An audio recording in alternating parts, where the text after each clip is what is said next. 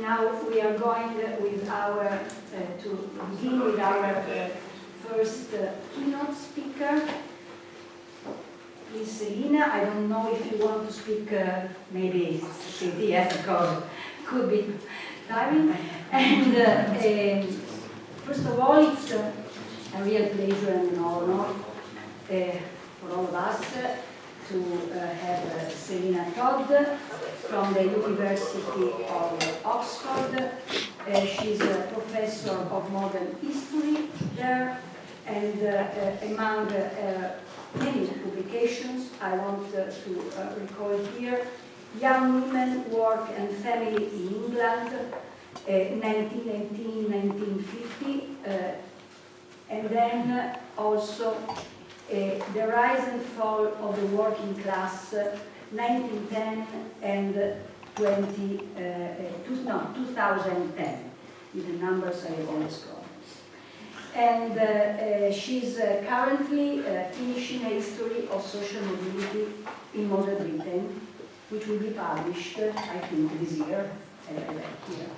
So, Ms. Selina, the floor is yours, and we are very, very pleased to listen to you.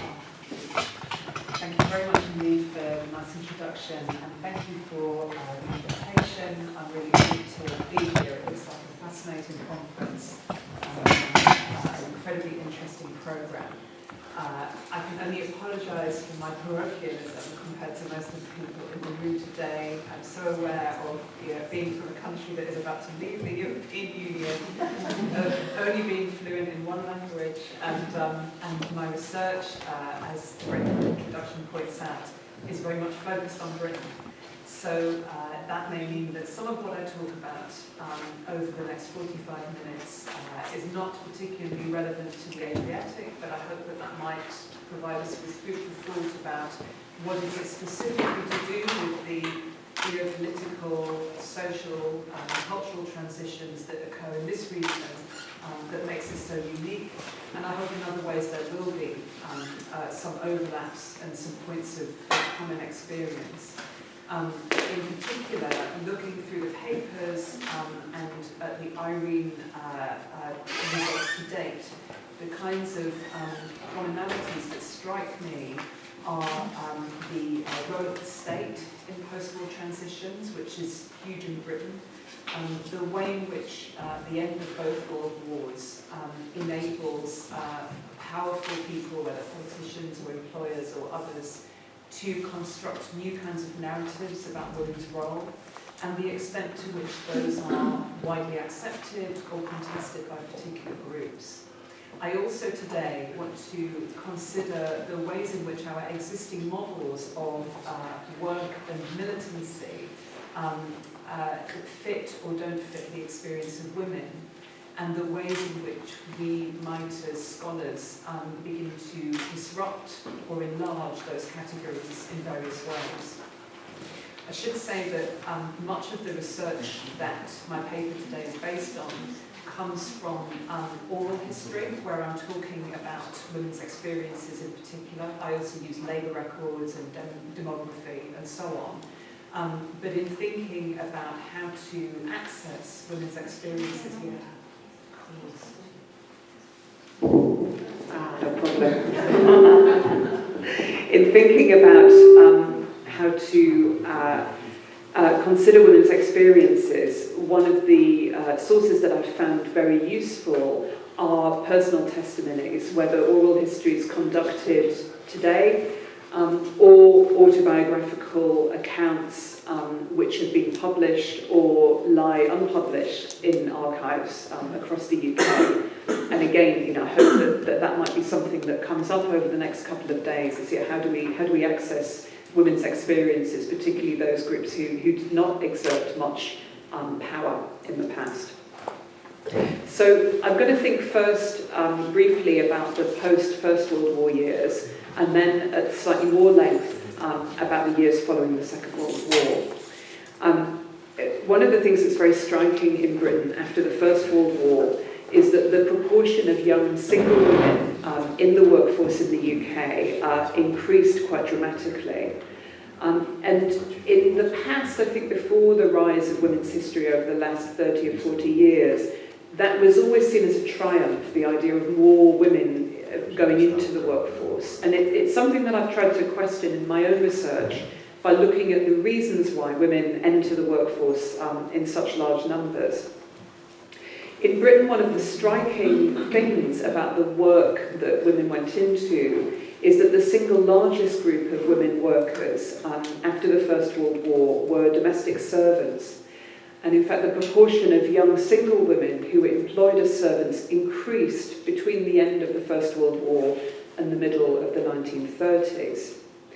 That, I think, aside from anything else, is a reminder that although many groups of workers get new rights to regulated working hours and trade unionism, both before World War I and certainly in the British case during the war, because of the need to mobilise and be able to collectively negotiate with the industrial workforce, this was not true of servants and therefore was not true of the largest single group of workers in the UK workforce until the Second World War.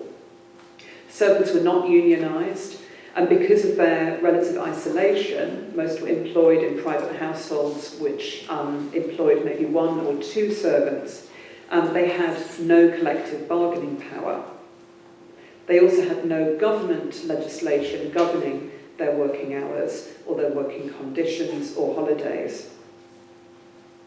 Now, there's a need here to think about regional differentiation, even within the relatively small national labour market that I'm talking about.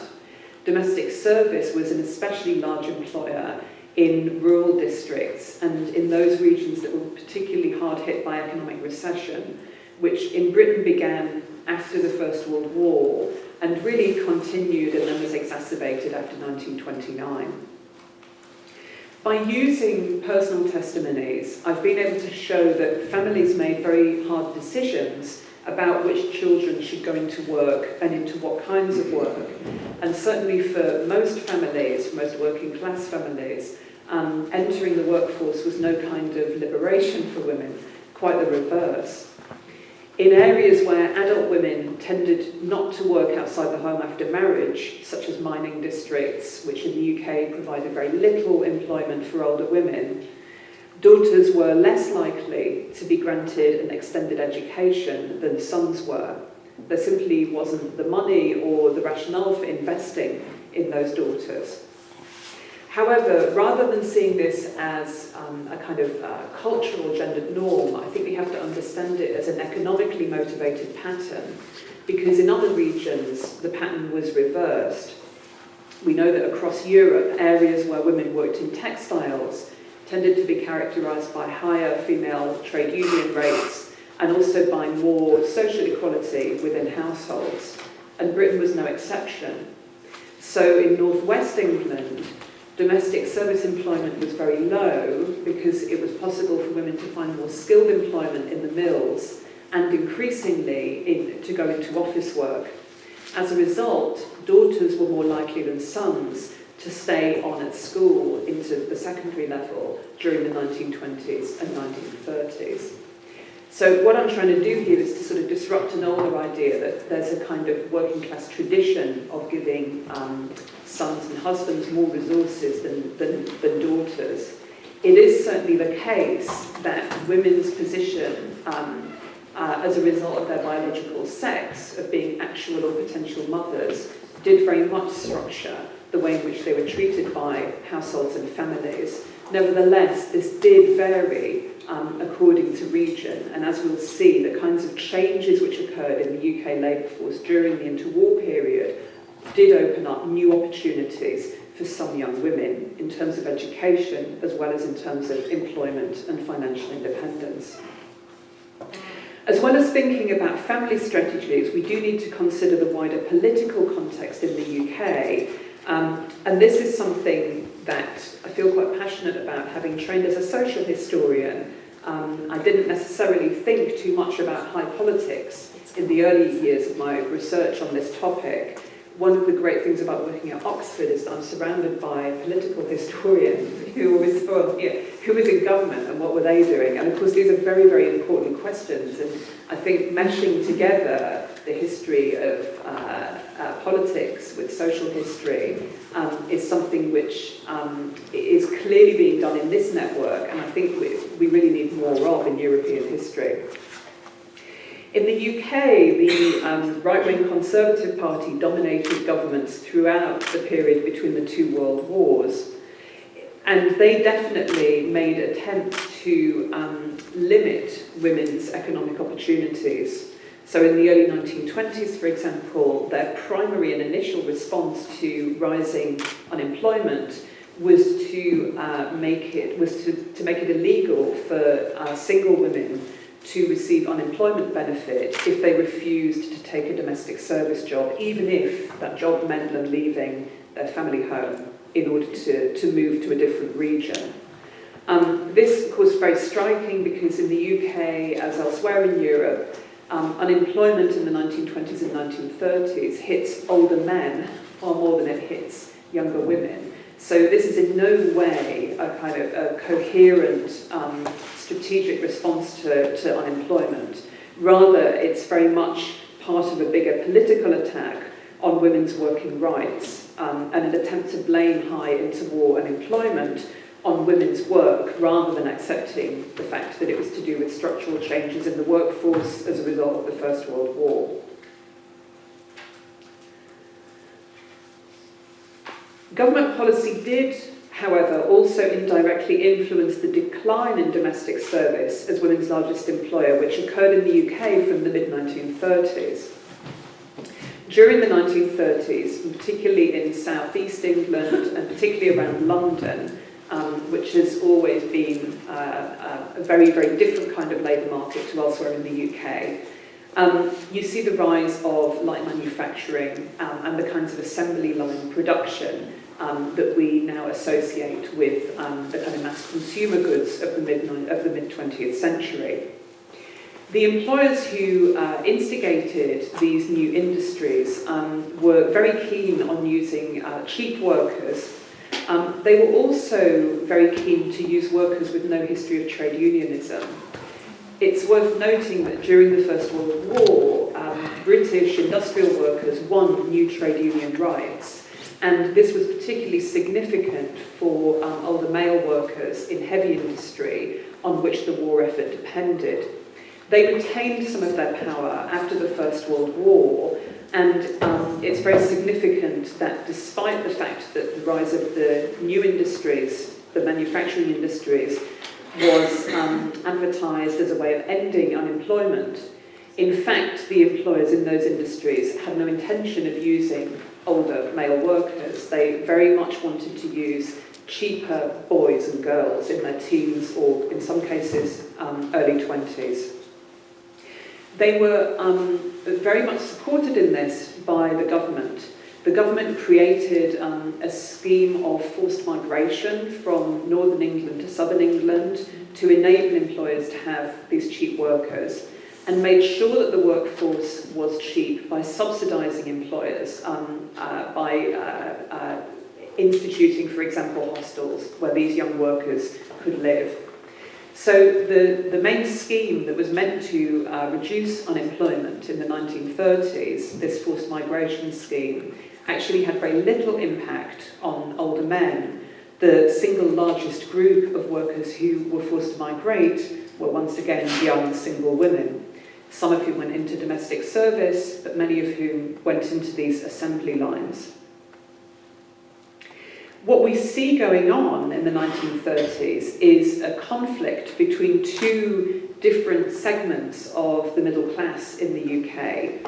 On the one hand, these employers who were desperate for large numbers of young women to work on their assembly lines, and on the other, the middle class householders who wanted young women as servants. Service employment no longer looked so attractive by the mid-1930s because young women who could did take these factory jobs, which offered shorter working hours, more money, the chance of leisure time, the chance of some financial and social independence. In the post-war years, the 1920s and the 1930s, this conflict between, on the one hand, manufacturing employers and, on the other hand, householders who wanted servants became wrapped up in a broader discourse about a desire to return to quote-unquote normality and the role of domestic servants in helping to achieve this. For example, there was a great deal of talk about the way in which domestic service would teach women their place after the post-war disruptions and also support middle-class households, freeing up middle-class women to potentially undertake voluntary work, but also to procreate, because they wouldn't have to be thinking about housework and so on. Ultimately, however, although that narrative of a return to normality has been given a great deal of attention by cultural historians, it's important to realise that it didn't win through. And this was partly because young women voted with their feet and chose to leave domestic service when given the choice and go into factory work. Once in the light manufacturing industries of the 1930s, these young women turned out not to be the docile workforce that government and employers had hoped for. Trade unionism among assembly line workers increased in the 1930s, and indeed the largest trade union in Britain by the outbreak of the Second World War was the union that represented these young women. These women won important concessions for themselves and for others, in particular by ensuring that assembly line work in the UK was defined as semi-skilled work rather than as unskilled manual work, which in the UK context meant that they had more bargaining power, higher wages, and a degree more status than they would otherwise have had. They also won some important other victories, notably in 1938, the legal right to holidays with pay for everybody in the UK industrial workforce. I think one question that we need to ask when we see things like this occurring is, how is it that domestic servants became these militant young workers of the 1930s? If we think simply about women's working role, then we would be as bewildered as the employers of domestic servants themselves were in the 1920s and 1930s. There was a great deal of talk in the press about the so-called domestic servant problem, which was really middle-class householders asking, how is it that these docile young women who we've had in our own homes since the age of 14 have the wit and the cheek to leave our employment to go into the factories, and indeed once there to form unions, usually not with any support or encouragement from older men in their workforce. How is it that they manage to do this when they have been conditioned to be deferential workers? Looking at oral history testimonies suggests that in part this is because the young women concerned learned about labour militancy and trade unionism from their own fathers and brothers who were industrial workers. It's also the case that many of them perceived injustice as something which was based on social class from an early age. Very many women, when they reflect on their experience of growing up in the interwar period, refer to the injustice or the unfairness of having to leave school and go into domestic service at a young age, often recognising that their brothers were given more chances. And they blame poverty for this. But there was no smooth trajectory of women becoming more involved in the labour force and labour militancy. Very often, their attempt to mobilise and the strikes that they created were wildcat, organised by themselves, but initially at least with no trade union involvement from the male-dominated trade unions. It was only in those circumstances when young women really persisted in remaining out on the picket lines that the unions became involved. Women themselves were often ambivalent about joining trade unions, recognising that their interests might not be a priority for the male leaders, while appreciating the bargaining power that it might give them. And this helps to explain, I think, why female trade unionism remained lower than male trade unionism right through into and beyond the Second World War period. Turning briefly to professional women and also to the feminist movement in the interwar period, Teaching was women's largest profession from the First World War onwards in the UK, and women had to have a degree-level qualification in order to become teachers. Only 20% of women got a secondary school education in this period in Britain, so you can see that the recruitment pool was fairly small for the professions, including teachers. Their story does, however, have some parallels with the experience of domestic servants and industrial workers. Before the First World War, professional women had won some important victories. They'd been able to enter, for example, medicine, and directly after the First World War, the feminist movement's victories included not only getting the vote for older professional women, but also winning the legal right for women to enter all professions without sex discrimination. However, their experience is a reminder that as well as looking at laws, we have to look at how those laws are implemented or not, because the Conservative-dominated governments of the interwar period chose not to implement the law that women were entitled to go into professional work. And indeed, the interwar period saw a backlash against professional women workers, with, for example, in medicine, powerful male surgeons emerging victorious from a fight to exclude women from many of the UK's medical schools. Feminists fought hard for the right to re-enter medical schools, but only partially won that victory at the outbreak of the Second World War. There was also a huge fight in teaching for equal pay for women. The pay differential was narrowed, but at the same time, women teachers lost many opportunities because male teachers argued increasingly strongly that they could not be expected to work under a woman head teacher. This was taken seriously by government, and so women lost many senior teaching roles that they had previously held before the war. I think that that's a reminder that when women are directly competing with men in the workforce, they often tend to come off badly. And it's a real testament to the strength and vitality of the feminist movement in the interwar period that women teachers were at least able to remain in work and to narrow the pay differential between themselves and their male counterparts. Turning to the Second World War and after. So during the Second World War, the proportion of both single and married women in the UK workforce increased dramatically. And after the war, many older married women, as well as younger women, stayed in paid work. Importantly, an increasing proportion of them now began to work in the public sector. So before the war, it was much more the case that professional women like teachers had public sector employment. That begins to increase a bit in the 1930s, but it's after 1945 that we really begin to see a change which impacts on the UK for the rest of the century, which is that women become the largest proportion of public sector workers. So the public sector is incredibly important to them in ways that are not true of men.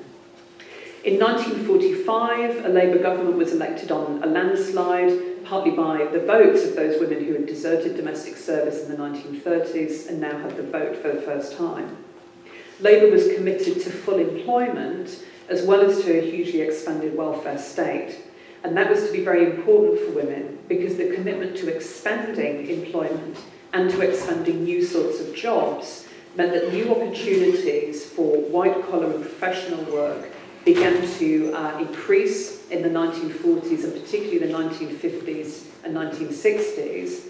But women were not directly competing with men because more room at the top was created rather than them having to jostle for position with men who were already in place. Universal free secondary education was introduced for girls as well as for boys, and a free health service. And those two measures alone hugely expanded the UK workforce in the public sector, as well as providing, of course, important welfare and educational provision that impacted on younger women. I've spoken so far about the generation of women born in the early 20th century who came of age between the wars. By the 1940s and 1950s, these women were having daughters of their own.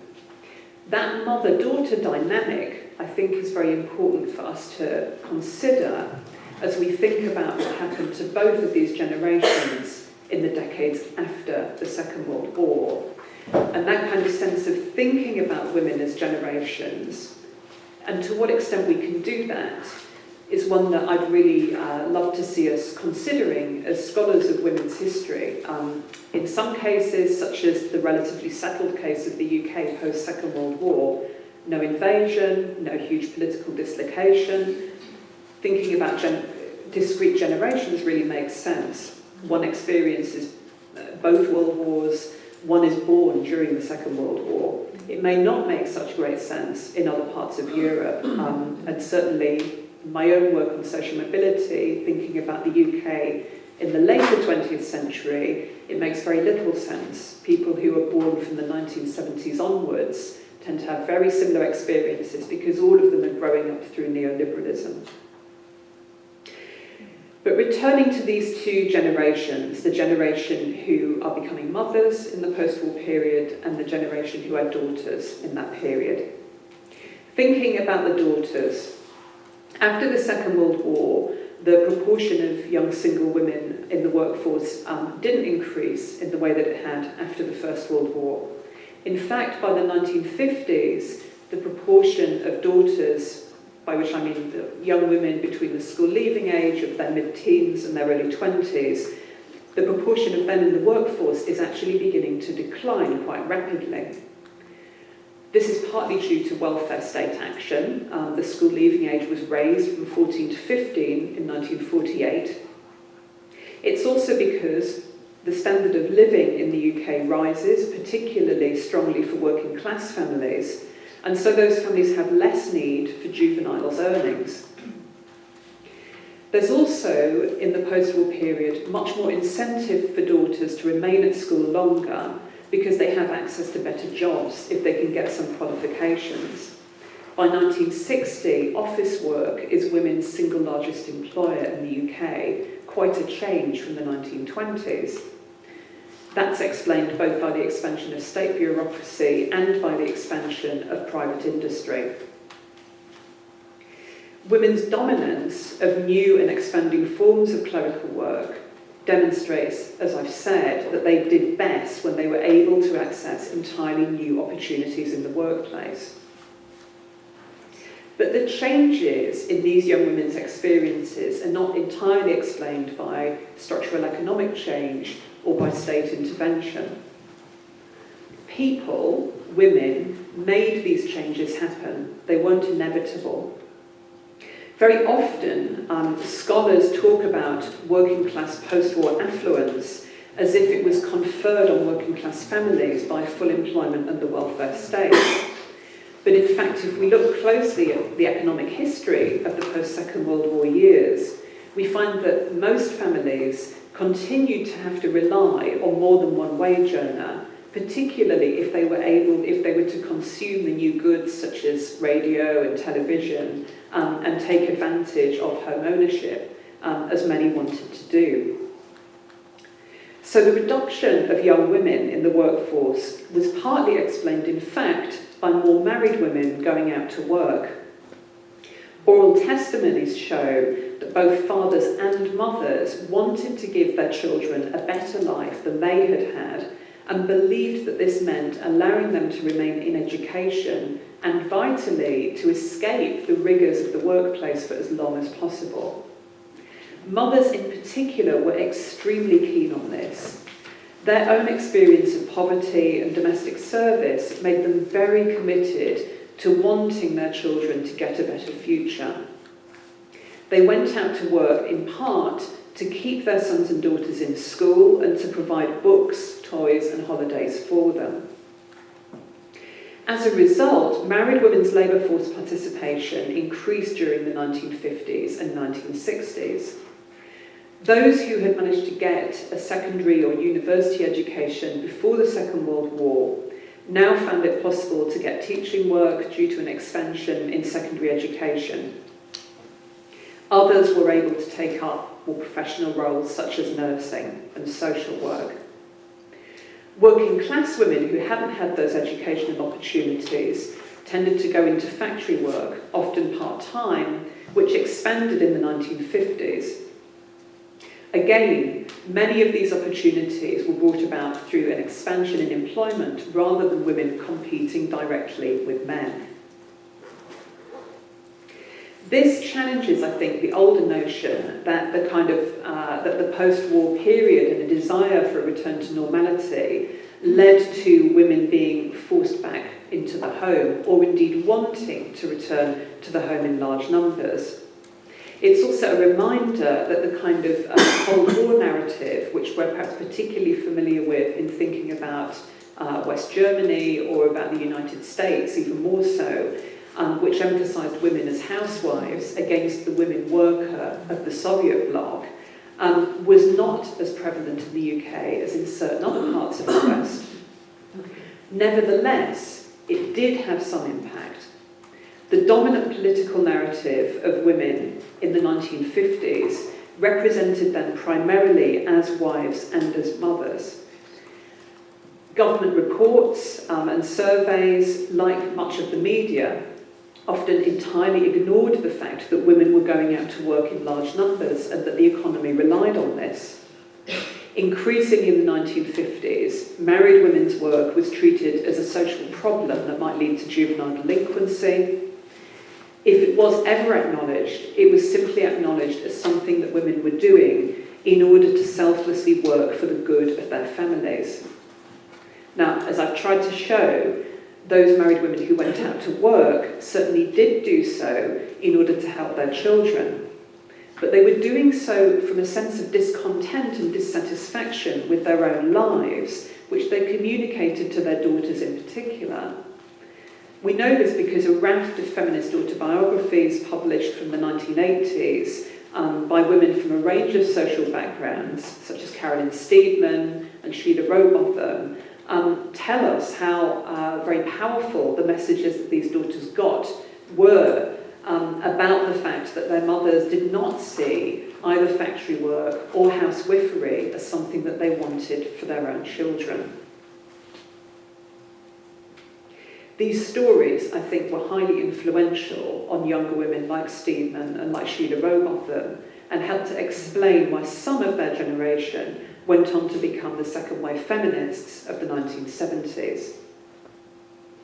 The stories that these daughters were hearing were highly radical and subversive in the 1950s, and remind us that, as well as the wider political and cultural narratives that women growing up and being educated in that period were receptive to, they were also very often hearing a different kind of account in their own home, one which, far from ignoring the realities of the Second World War and the poverty that went before, foregrounded those as the kind of the benchmarks against which daughters should measure their own lives and think about leading a very different life to the one that their mother had known. Most of these young women left school aged 15. Domestic service had collapsed during the war because of the need for women in the factories, and it never recovered, despite middle-class demand after the war. In fact, the demand for domestic servants in the early 1950s was met by European refugees because it simply wasn't possible anymore to get young working-class women to go into that as workforce. Very often, neither mothers nor daughters had a particular job or career in mind for daughters when they left school. Most women were still leaving full-time paid work when they got married, sometimes because of either formal or informal marriage bars, sometimes because of social pressure. The world and the opportunities within it, though, were changing. Mothers recognised this. Very often, their aspirations for their daughters focused on getting them an education, and for working-age daughters to have a good time in a way that they hadn't been able to as young people. Insofar as they had an ambition, it was very often for daughters to get a job in an office which was safer and cleaner than a factory and offered higher wages and shorter working hours. But where in all of this is the kind of trade union militancy that we think of when we think back to the 1960s and particularly to the 1970s? How do we get from these somewhat cosy, insular families in which mothers and daughters were having these close relationships in the 1950s to a situation where the state and its role and employment more generally, the power relations in employment more generally were being challenged in the later 1960s. I argue that to understand this, we need to take a somewhat broader view of resistance and responses to women's work than simply looking at trade union activism.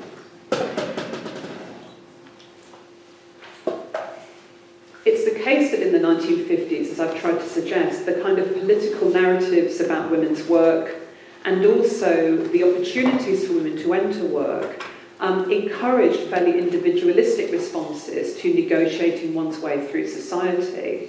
There was scope for believing that education, working hard, would allow you to carve out a very different sort of life from the life that your mother or father had known, without having to take militant action to gate that.